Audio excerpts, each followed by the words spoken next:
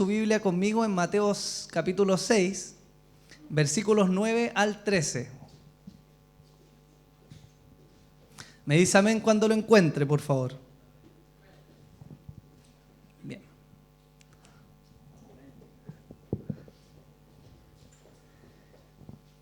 Mateo 6, versículos 9 al 13 dice así: Vosotros pues oraréis así: Padre nuestro que estás en los cielos, santificado sea tu nombre. Venga tu reino, hágase tu voluntad, como en el cielo, así también en la tierra. El pan nuestro de cada día, dánoslo hoy. Y perdónanos nuestras deudas, como también nosotros perdonamos a nuestros deudores. Y no nos metas en tentación, mas líbranos del mal, porque tuyo es el reino, y el poder, y la gloria, por todos los siglos. Amén. Como usted sabe, estamos en una serie de oración que se llama Aprendiendo a orar del mejor maestro. Y las 2 semanas anteriores ya vimos los contextos en los cuales Jesús dio esta enseñanza a petición de sus discípulos. Vimos el paralelo de Mateo y de Lucas. Y solo quiero como introducción resaltar algunos puntos de lo que hemos visto.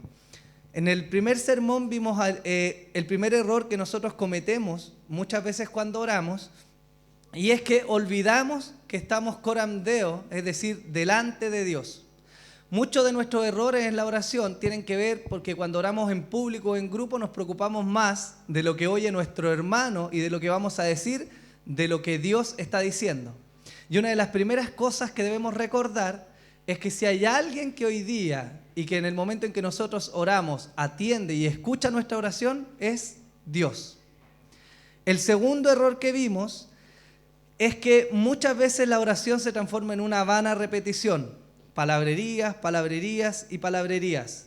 Muchas veces repetimos palabras o incluso oraciones como el Padre Nuestro las repetimos simplemente como un mantra o como algo místico, porque a veces pensamos que por repetir o por insistir o por darle vuelta algo va a pasar en el corazón de Dios.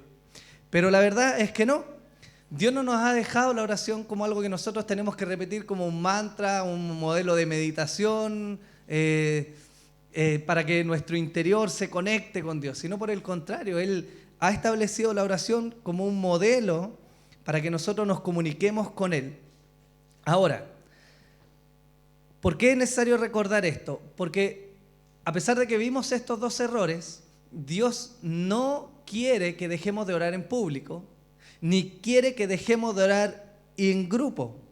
Ni siquiera Dios quiere que dejemos de orar insistentemente, pero tenemos que reconocer que más que doblarle la mano a Dios, lo que estamos haciendo muchas veces, o lo que Dios permite, es que trate nuestros corazones. Porque cuando oramos en grupo nos ayuda a ponernos de acuerdo. Cuando oramos en grupo nos ayuda a tener en mente a nuestros hermanos y sus peticiones. Por lo tanto, más que hacer una gran cadena de oración para doblar o torcer el brazo de Dios, Él está interesado en la interacción de nosotros como hermanos en cuanto a las cosas que les pedimos a Él.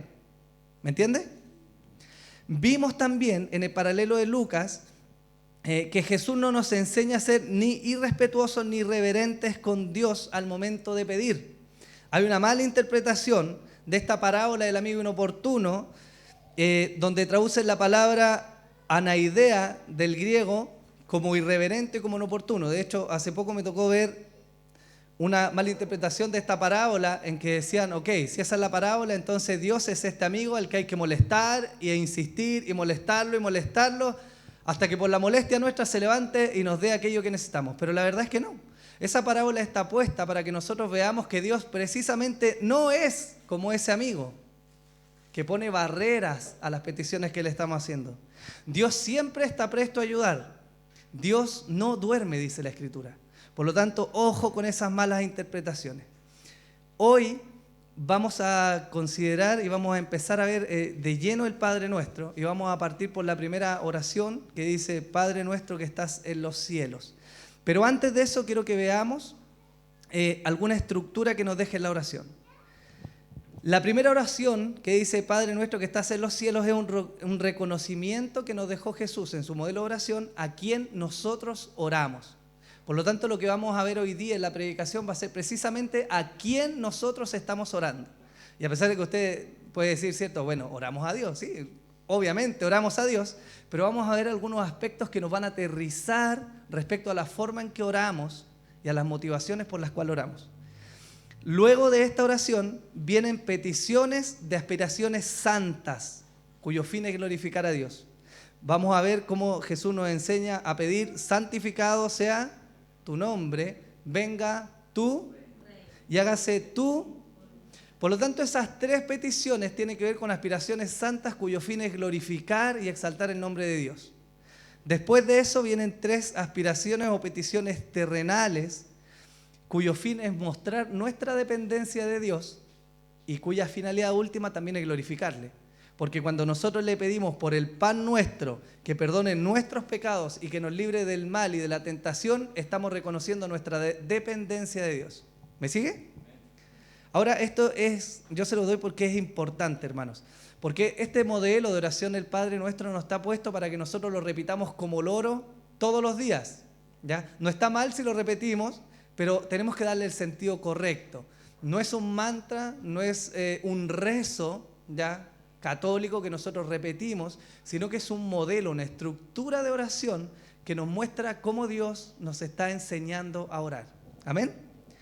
No lo vamos a leer ahora, pero usted después puede buscar Hechos 4 del 23 al 31.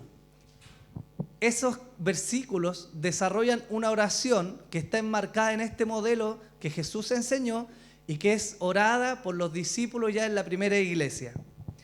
En esa oración nosotros vamos a ver algo tremendo. Vamos a ver cómo este modelo de oración ora por el presente, por el pasado y por el futuro. El pan nuestro de cada día es una petición presente. Perdónanos nuestras deudas es una petición por lo que hemos hecho. Y no nos metas en tentación es una oración que está mirando hacia el futuro. Por lo tanto, qué tremendo que este modelo de oración que el Señor nos deja no es solo acotado a algo de hoy o algún pecado que cometimos, sino también está mirando y poniendo nuestros ojos en lo que viene. ¿Amén? Recuerde que la Escritura nos dice que dependemos del Señor y que el que cree estar firme, mire que no. Por eso el mismo Señor nos dijo: velen, lloren para que no entren en tentación. Y en este modelo que Él dejó en el Padre Nuestro nos está diciendo precisamente: oren y pidan para no caer en tentación. ¿Amén? Entonces, entrando de lleno hoy día ya, yo quiero que veamos la enseñanza que hemos titulado Oramos a un gran Padre. Y quiero resaltar esto porque en el contexto en el cual Jesús está hablando del Padre Nuestro, lo que vino hablando desde el Sermón del Monte, hay una gran diferencia entre los fariseos que oraban a un Dios que conocían, el Dios de Israel, el Dios que los había librado, que había hecho proezas, milagros y maravillas, pero era un Dios del cual ellos estaban lejanos. Era una religión, era casi un ídolo, ellos hacían cosas por hacer. Pero Jesús me da mucho sentido que le enseña a sus discípulos a través de toda esta enseñanza enmarcada en el Padre Nuestro, lo que vino antes y lo que viene después, y les dice: ellos hacen esto por X cosas, pero ustedes, cuando lo hagan, por ejemplo, háganlo en secreto. Y su Padre, ¿cierto?, que está en lo secreto, lo recompensará en público. Jesús reiteradamente les enseña y les recuerda a sus discípulos que ellos simplemente no están orando a Dios, sino que están orando a este Dios que además es su Padre. Y esto es tan importante, viene al comienzo de este modelo de oración, porque Jesús quiere que nosotros comprendamos que primeramente y sobre todo oramos a nuestro Padre. Hay mucha variedad en los modelos de Padre que hemos tenido acá en la tierra. Algunos lo han intentado hacer bien, algunos lo han hecho pésimo, algunos han estado ahí en el medio, pero tenemos un Padre que es perfecto, que es Dios. Y a ese Padre nosotros estamos orando. Quiero que veamos una característica inicial, y es que Dios es un Padre rico y dadivoso. ¿Alguna vez ha visto usted que se generan tensiones en el hogar porque hay una crisis económica? ¿Le ha tocado ver? De repente hay problemas económicos, el hijo, la esposa tienen alguna necesidad y no sabemos si pedirle al papá porque se puede enojar, porque obviamente él está tensionado por la carga económica, ¿cierto? y a veces la economía no está bien, no alcanza, entonces de alguna manera merma esta comunicación y esta petición entre el Hijo y el Padre. Pero quiero que veamos en la Escritura cómo Dios nos muestra que es un Dios que no tiene escasez alguna. Dios jamás nos va a responder en oración que Él no puede proveernos algo porque se le acabaron los recursos. Él nunca nos va a decir, no, ¿sabes qué? Este mes estoy corto, así que sigue con tu petición para el próximo mes, quizás ahí te alcance a responder.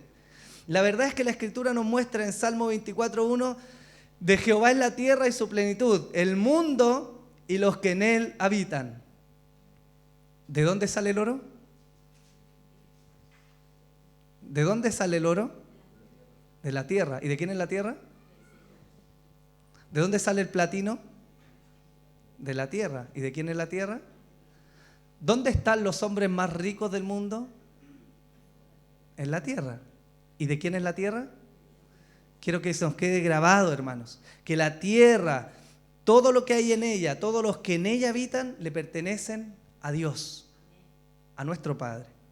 Ageo 2:8 dice, mía es la plata y mío es el oro, dice Jehová de los ejércitos. No hay necesidad que Dios no pueda suplir. No hay carencia en el Dios al cual nosotros oramos. Él no es pobre, Él no tiene problemas de provisión, Él no se va a enojar porque nosotros le pidamos. El tema es que Él está atacando las motivaciones por las cuales nosotros estamos pidiendo, ¿cierto? Todo lo que hay, todo lo que existe, toda riqueza le pertenece al Señor. En la enseñanza de la oración, Jesús jamás pide a sus discípulos pedir con mesura, dado que el Padre tiene recursos limitados. No, por el contrario. Jesús, como lo dije, ataca las motivaciones y los deseos por los que pedimos. Quiero mostrarles 2 ejemplos en los cuales situaciones que eran muy difíciles o casi imposibles de que una provisión humana existiera, Dios la respondió de manera tremenda. Nehemías capítulo 2, versículos 4 al 5 y 7 al 8. Si lo puede buscar, Nehemías capítulo 2, versículos 4 al 5 y 7 al 8. La palabra del Señor dice, me dijo el rey, ¿qué cosa pides? Entonces oré al Dios de los cielos y dije al rey, si le place al rey y tu siervo ha hallado gracia delante de ti, envíame a Judá, a la ciudad de los sepulcros de mis padres y la reedificaré. Versículo 7. Además dijo el rey al rey, si le place al rey que se me den cartas para los gobernadores al otro lado del río, para que me franqueen el paso hasta que llegue a Judá, y carta para Asaf, guarda del bosque del rey, para que me dé madera para enmaderar las puertas del palacio de la casa, y para el muro de la ciudad, y la casa en que yo estaré. Y me lo concedió el rey, según la benéfica mano de mi Dios sobre mí. Si usted ha leído Nehemías, va a encontrar que este Nehemías estaba en la presencia del rey, triste al enterarse de lo que había pasado en Jerusalén, cómo estaba la ciudad, cómo estaba el templo, cómo estaban las murallas.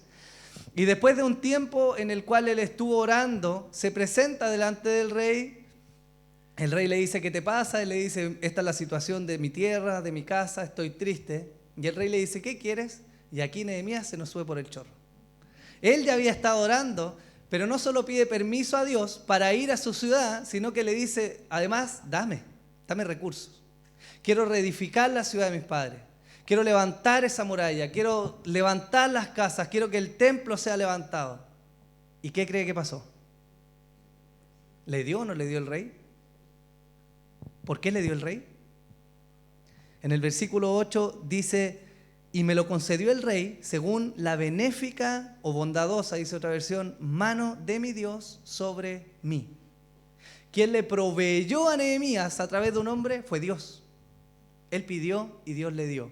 Por lo tanto, aunque parecía imposible, Él lo dio. Otro ejemplo, un poco más actual, es de un predicador inglés, quizá usted lo ubica, que se llama George Mueller. Él fue un predicador inglés que se hizo conocido por levantar muchos orfanatos en Inglaterra. Él cuenta en sus testimonios que siempre de manera impresionante, estaban los niños, muchos niños, atendió más de 2000 niños, a punto de almorzar y no habían alimentos. Él inclinaba su rostro, oraba al Señor y en ese mismo instante, miles de veces, le llevaron los alimentos, donaciones, justo. Ni un niño pasó hambre porque Dios le dio todo lo que él necesitaba. ¿A quién elevó su oración él? ¿Y qué hizo su padre? En la biografía él escribe: Dios nunca me ha fallado. Por casi 70 años cada necesidad en conexión con este trabajo había sido suplida, contestada. Por todo porque creo en la oración y al Dios al cual oro. Su Dios y Padre no tiene limitaciones para proveer. Dios, hermanos, nuestro Padre no está limitado a proveer lo que nosotros necesitamos. No solo no está limitado, sino es tan bondadoso que nos da con liberalidad. El tema es que vamos a aprender en la oración, tiene mucho que ver con que para qué estamos pidiendo. Señor, dame un mejor trabajo porque quiero un Cadillac. Difícil. Pero si estamos pidiendo conforme a la voluntad de Dios, es muy, muy probable que Dios nos provea. ¿Amén? Por lo tanto, lo primero que quiero que veamos es que Dios es nuestro Padre y es rico y bondadoso. Otra característica que tiene Dios es que es omnipotente. Nuestros padres terrenales tienen limitaciones. Se enferman, están corrompidos por el pecado. Pero ¿sabe qué? Nuestro Dios es todopoderoso. Todo absolutamente poderoso. De todas las cosas que nosotros podamos pensar, hay una que nosotros no podemos cambiar y es nuestro corazón. La Escritura dice en Proverbios 29, ¿quién podrá decir, yo he limpiado mi corazón, limpio estoy de mi pecado? Han pasado los siglos, ha aumentado la ciencia, ha aumentado el conocimiento y el hombre aún no puede cambiar su propio corazón. ¿Sí o no? Pero ¿sabe quién es poderoso para hacerlo? El Señor. ¿Y sabe quién es el Señor? Es su Padre. Y eso es tremendo. Ezequiel 36, 26 dice: os daré corazón nuevo y pondré espíritu nuevo dentro de vosotros y quitaré de vuestra carne el corazón de piedra y os daré un corazón de carne. Jeremías 32, 27 dice: aquí que yo soy Jehová, Dios de toda carne, ¿habrá algo difícil para mí? ¿No hizo Dios milagros en medio de su pueblo? ¿No ha sanado, provisto y cuidado de maneras imposibles para el hombre? Ese Dios que abrió el mar rojo, que hizo milagros, que llevó plagas, que hizo llover rocas del cielo, que detuvo el sol y que ha hecho tantas proezas, Jesús le está diciendo a su discípulo, ese Dios entró en una relación filial, una relación padre-hijo con ustedes. Por lo tanto, podemos acercarnos con liberalidad al Señor. ¿Amén? Dios, tercer punto, es un Padre, amoroso. Y esto quiero que lo veamos claramente. Juan 1, versículo 12. Quizá usted se lo sabe de memoria, si no, búsquelo por favor. Me dice amén cuando lo tenga. Juan capítulo 1, versículo 12. ¿Lo tiene? ¿Sí? Juan 1:12 dice: mas a todos los que le recibieron, a todos los que creen en su nombre, les dio potestad de ser hechos, ¿qué? No lo escuché. ¿Les dio potestad de ser hechos qué? Romanos 8, 15 y 16 dice: pues no habéis recibido el espíritu de esclavitud para estar otra vez en temor, sino que habéis recibido el espíritu de adopción, por el cual clamamos Abba Padre. El Espíritu mismo da testimonio a nuestro espíritu de que somos hijos de Dios. Yo quiero resaltar algo. Si usted es creyente, si usted es cristiano, usted sabe que es hijo de Dios, ¿cierto?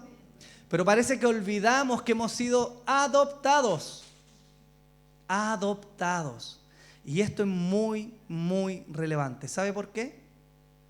Porque para que haya una adopción, tiene que haber un gran amor. Dios nos muestra su amor, hermano, no solo en que perdona nuestros pecados, sino en que nos adopta. Él pudo haber perdonado nuestra transgresión y habernos dejado alejados de Él. Pero Él no solo nos perdonó y nos limpió, sino que nos hizo hijos. ¿Acaso si alguien viniera y matara a uno de sus hijos, usted lo perdonaría, iría donde él y lo pasaría por su libreta y lo tendría en su casa y le daría su alimento bajo su techo? Qué difícil, ¿no? Pero eso es lo que hizo Dios con nosotros. Y eso no es sino una gran muestra de amor. El hecho de que seamos adoptados es una inmensa muestra de amor de Dios. Voluntariamente Él ha decidido amarnos a pesar de conocernos en pecado y en corrupción. Romanos 5:8 dice: Dios muestra su amor para con nosotros en que siendo aún pecadores, Cristo murió por nosotros. ¿Podemos verlo? Jesús no solamente le está diciendo a sus discípulos, enseñando un modelo de oración para que ellos pidan, sino que Jesús intencionalmente en la primera oración le está diciendo: sobre todas las cosas, recuerden que oran a su Padre. ¿Me sigue? Oran a su Padre. Los discípulos ya no son extranjeros aspirando a la bondad de Dios. ¿Se acuerdan del relato de la mujer que fue tras las migajas del Señor? Que le dijo: Señor, pero aún los perrillos comen de las migajas que caen de las mesas de sus amos. Nosotros no somos de aquellos. Nosotros somos hijos por gracia y misericordia de Dios, por adopción. No somos extranjeros aspirando a la bondad de Dios. Somos hijos allegándose a un Padre amoroso. Ahora, ¿por qué esto es tan importante? Porque cambia la motivación con la cual nosotros vamos a aprender a orar. No es el fin de esta serie que usted salga diciendo: bien, ahora me sé los 3 pasos para orar bien y Dios me va a escuchar en todo lo que voy a decir. No. Sino que tiene que ver con que vamos a aprender a orar, pero vamos a aprender sobre todo el foco, el centro de esta oración que el Señor nos dejó. Y antes de que pasemos a ese detalle, yo quiero ver 2 aspectos fundamentales. El primero ya lo vimos, que tiene que ver con a quién oramos. A Dios, que es nuestro. Pero esa primera oración también nos dice 2 cosas importantes. Nos dice que Dios es un padre con muchos hijos. Dice: Padre, ¿qué dice? ¿Padre mío? Padre nuestro. Eso nos está mostrando que Jesús no solo nos está recordando que Él es nuestro Padre, sino que nos está recordando que tenemos muchos hermanos. Mira al lado suyo. ¿Qué ve? ¿Qué es lo que ve? No estoy diciendo si es más gordito, más flaco, si vino de guaso cuico o guaso pobre, no. Dios, hermano, nos está enseñando que oramos a un Padre con muchos hijos. Y si Él lo pone en la oración es porque para Él es importante. Efesios 2:19 dice: así que ya no soy extranjero ni advenedizo, sino conciudadano de los santos y miembros de la familia de Dios. Usted tiene al lado a su familia. Él es su hermano, ella es su hermana. Son hermanos, hijos de un mismo Padre. Jesús lo repite mucho en la oración. Dice: Padre nuestro, está hablando en plural, mucho. Danos, no está diciendo dame hoy el pan nuestro. Dánoslo hoy, no está diciendo dámelo a mí hoy día, solo a mí. Dice: perdona nuestras ofensas, no dice perdona mi ofensa. Dice: como también nosotros perdonamos a los que nos ofenden, no como yo he perdonado al que me ofendió. No nos dejes caer en tentación y líbranos del mal. Él no está diciendo líbrame a mí, solo a mí de caer en tentación. Lo que le pasa a mi hermano me da igual. Eso no es así. Ese no es el modelo de oración que Dios quiere darnos. Es tan tremendo que este modelo de oración, si aprendemos a orar conforme a lo que Dios quiere, va a ir aplacando el egoísmo y el orgullo en nosotros. Porque si hay una oración profunda y verdadera que nosotros estemos haciendo, sí o sí va a involucrar a mi hermano. Sí o sí Dios quiere que tengamos en mente a nuestro hermano. Por lo tanto, alerta, examinémonos. ¿Cómo son nuestras oraciones? Bendíceme, ayúdame, sáname, cuídame, dame, ¿a mí? ¿Solo a mí? No es el modelo que Jesús dejó. Ese es un punto. El otro punto es que oramos a un Padre que está, ¿dónde? Ahí donde el vecino, donde tocan cumbia. ¿Ahí dice? No, dice oramos a un Padre que está en los Y eso marca, a pesar de tener una relación filial, amorosa y cercana, marca también una línea de cuidado que debemos tener. Isaías 57:15 dice: porque así dijo el alto y sublime, el que habita en la eternidad y cuyo nombre es el Santo. Yo habito en la altura y la santidad, y con el quebrantado y humilde de espíritu, para hacer vivir el espíritu de los humildes y para vivificar el corazón de los quebrantados. En contraste con otras malas interpretaciones de la oración del Padre Nuestro, donde se pone a Dios como este Dios que es medio sordo, ¿cierto? Que hay que gritarle, insistirle y ser irreverente y llegar y entrar a sus aposentos porque aquí vengo yo, un hijo del rey, ¿cierto? No, Él nos está recordando: Padre, ¿cierto? Papito mío, nuestro, que estás en Él, en un lugar alto, sublime, santo. Y eso marca algo, porque significa que cuando usted y yo oremos, no podemos entrar como Pedro por su casa, ni ser irreverentes con Dios, porque Él es un Dios santo.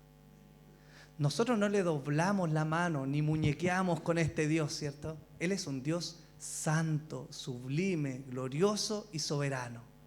Y eso debemos tenerlo en mente. ¿Amén? Debiéramos pensar, ¿qué palabras proferimos cuando hablamos ante este Dios santo? ¿Con qué disposición nos presentamos ante nuestro amado y santo Padre? No olvidemos que a pesar de ser nuestro Padre, de habernos adoptado, de ser muy, muy misericordioso, es santo. Amén. Y habita en los cielos, en la gloria, con sus ángeles. No aquí al lado en la casa de la vecina donde tocan cumbia. ¿Sí? Amén. No seamos irreverentes al orar. Ahora, quiero que apliquemos un poco.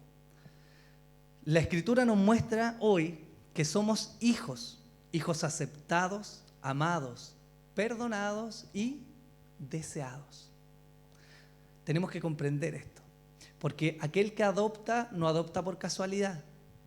Nadie que se presenta a adoptar mete una bolita en una tómbola, la gira y dice: a ver, salió el niño de allá, ah sí, voy a adoptar ese niño. No.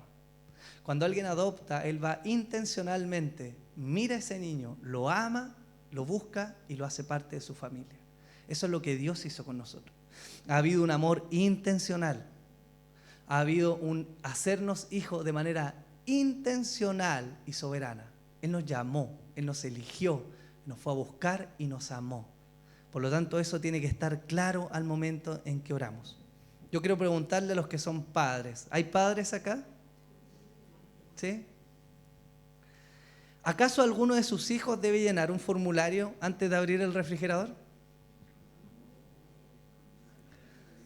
¿Acaso alguno de sus hijos debe pedir hora con su secretaria para hablar con ustedes? ¿Sí? ¿Acaso alguno de ustedes espera sinceramente algo más que el amor sincero de sus hijos? ¿Quiere usted que sea el mejor en la universidad, el más Mateo, o prefiere que lo ame? ¿Sabe por qué? Porque si su hijo lo ama, todas las demás cosas, el respeto, la obediencia, vienen de la mano. Y esto nos muestra algo tremendo, porque el foco de esta oración nos está llamando a entender, más que la estructura que vamos a orar correcta, ¿sí? Es que Dios quiere relacionarse con nosotros. La oración ha sido dejada bien para que pidamos ayuda, la necesitamos, provisión, pero ha sido dejada, hermanos míos, como un acercamiento entre el Hijo y el Padre. Por lo tanto, la oración no tiene un foco que es solamente pedir por mis necesidades para resguardarme, sino que tiene un foco en Dios, en acercarnos a Él y en estar con Él. Hebreos 4:16 dice: acerquémonos pues confiadamente al trono de la gracia para hallar misericordia y gracia para el oportuno socorro. No necesitamos ir a Dios con caretas. Usted es libre, somos libres de entrar corriendo delante de su presencia para conversar con Él, para estar con Él, para amarle. Eso es la oración. De ahí que se deriva el foco correcto en que vamos a pedir por su gloria, porque su nombre sea santificado, porque su voluntad sea hecha, porque venga su reino, porque hay un deseo ardiente en nuestros corazones de amar a nuestro Padre. Ese es el primer foco de la oración. Uno de los errores que cometemos muchas veces es que decimos estoy orando poco, 2 minutos al día, 3 con la bendición de los alimentos, muy poco. Vamos a hacer algo, vamos a orar. Y nos tiramos en campaña a orar y el primer día oramos media hora y el segundo 29 minutos y empezamos a bajar. Y bien, comienzan a bajar los tiempos de oración. Porque mientras no hay un corazón que esté amando al Padre, va a ser un acto religioso más. Y de eso debemos cuidarnos. No quiero decir con esto que no debe haber un hábito en la oración, porque debemos buscar a Dios a pesar de que no sintamos o no veamos nada. Pero el foco va a estar puesto en nuestro corazón y nuestro amor a Él. Amén. Gálatas 4, del 4 al 7 dice: pero cuando vino el cumplimiento del tiempo, Dios envió a su Hijo, nacido de mujer y nacido bajo la ley, para que redimiese a los que estaban bajo la ley, a fin de que recibiésemos la adopción de hijos. Y por cuanto sois hijos, Dios envió a vuestros corazones el Espíritu de su Hijo, el cual clama, Abba, Padre. Así que ya no eres esclavo, sino hijo, y si hijo, también heredero de Dios por medio de Cristo. El Espíritu Santo en nosotros, en los que somos hijos, clama, Abba, Padre. Hay como una repetición. La palabra Abba viene del arameo y significa padre, papito. Y lo que nos está mostrando la Escritura es que el mismo Espíritu de Dios que vive en nosotros nos reconoce como hijos y clama al Padre. Ahora, cuando nosotros oramos, ¿nos comportamos como hijos o como huérfanos? Dios es un Padre dedicado que atiende, que cuida y disciplina a sus hijos. El diablo es un padre descorazonado que solo esclaviza y utiliza a sus hijos, los deja huérfanos. ¿Cómo oramos nosotros? Esto nos va a ayudar a ver. Si oramos como un hijo, entonces vamos a sentirnos perdonados y aceptados por Dios. Si oramos como un huérfano, nos vamos a sentir que necesitamos ganar la aceptación de Dios. ¿Qué quiere decir? Si he sido bueno, voy a ir a orar porque Dios me va a escuchar hoy día. Si me he portado más o menos, no sé, quizás me voy a alejar un poquito de la oración porque Dios está enojado. Eso muestra si nosotros somos hijos o huérfanos. Un hijo siempre tiene la oración como primer recurso ante alguna dificultad. Un huérfano siempre tiene la oración como último recurso. Solo ora para pedir algo cuando todo lo demás ha fallado. Ojo, porque esto nos está mostrando cómo en nuestro corazón estamos actuando. Un hijo ora sin importar las dificultades que enfrenta porque confía en la bondad de su Padre Dios. Un huérfano no ora, ora dudando de que Dios pueda ayudarle. Un hijo presenta sus peticiones en oración con toda sinceridad y confianza. Eso es marcado en un hijo. No sé si alguna vez le ha pasado, pero a mí más de alguna oportunidad he llegado a orar y le he dicho, Señor, en realidad no quiero orar. Desearía estar haciendo otra cosa, ayúdame. Dios desea que nosotros seamos sinceros. Ninguno de sus hijos, ¿cierto?, le golpea la puerta cuando están en la casa y le dice, excelentísimo y soberano Padre de este hogar, oh proveedor de esta familia, pido una cita para hablar con usted. ¿Alguno de sus hijos hace eso? No, ¿cierto? Ellos llegan al lado suyo, papá, quiero hablar contigo, necesito contarte algo. ¿Eso es sinceridad? Un huérfano ora desconfiado y ora con falta de sinceridad, ocultando su pecado a Dios. Examinémonos. ¿Cómo estamos orando? Ahora, puede que en la práctica nos estemos comportando como un huérfano. Nuestra oración habla de eso. ¿Cuál es el remedio? Arrepiéntase y crea en el Evangelio. Ese es el remedio. Crea en el Evangelio cada día. Confíe en los méritos de Cristo cada día. Abrace el perdón de Dios y asuma, interiorice que Él le ha elegido, le ha adoptado para amarle, a pesar de quién es usted. Eso es creer en el Evangelio. Eso es lo que nos dice el Evangelio, que siendo pecadores, Cristo murió por nosotros y nos amó Dios siendo pecadores. Eso es el Evangelio. Si usted duda que Dios es su Padre, busque en el Evangelio, lea el Evangelio, crea el Evangelio y arrepiéntase si no ha atesorado su palabra en su corazón. Ese es el remedio, no hay otro. No es mentalizarse que Dios es bueno, Dios es bueno, Dios es bueno, Dios es bueno, voy a orar, Dios es bueno. No, eso no sirve. Se va a cansar, se va a frustrar. No hay nada que usted pueda hacer, escúcheme bien, para que Dios le ame más o menos. Usted no está en una lucha tratando de conquistar el corazón de Dios. No, es imposible. Usted no está haciendo un esfuerzo para que su papito amado lo ame un poquito más que el hermano. No, Él ya lo amó y lo amó por Cristo. No hay nada que usted pueda hacer para que su padre lo ame menos. Cuando mi hija se porta bien, qué rico es abrazarla. Es tierna. Y cuando se porta como el traste, igual es mi hija. Igual la amo. Aunque sea imperfecto. ¿Cuánto más nuestro Padre, que es perfecto, mantiene un amor, ¿cierto?, constante? Su amor no varía. Él es nuestro Padre y Él nos ha elegido. Créalo. Si usted es hijo, si usted está acá, su Padre lo eligió. No por sus méritos, no por lo que usted haya hecho. Entonces, quiero cerrar con esto. Oramos a un Dios soberano, rico, dadivoso y amoroso. Pero no un Dios cualquiera. Oramos a un Dios que ha querido ser nuestro Padre. Por lo tanto, el foco y lo que vamos a ver en las próximas semanas de cómo desarrollar esta oración tiene que ver mucho con que nosotros comprendamos que estamos en una relación padre-hijo, filial, sincera, amorosa. ¿Amén? Tenga en cuenta que el Padre nuestro es un modelo de oración perfecto. Apréndalo, profundícelo, medítelo, úselo. Medite en las características y atributos de Dios. Considere que ese Dios ha elegido ser su Padre y alégrese por eso. Qué bueno que nuestro Padre es misericordioso y no nos paga conforme nuestras obras. Si no, hermanos, tendríamos así una correa marcada en el trasero por todo lo mal que nos portamos. Pero Él no nos paga conforme nuestras obras. Examine su corazón, examine sus motivaciones para orar y para no orar.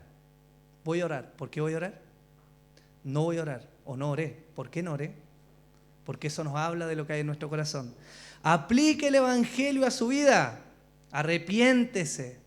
Si usted quiere, si usted se da cuenta que ha pecado, que no ha creído el Evangelio, arrepiéntase. Ese es el remedio. Lea el Evangelio y vuelva a creerlo. Dios va a hacer su obra en usted. ¿Lo cree? Póngase en pie.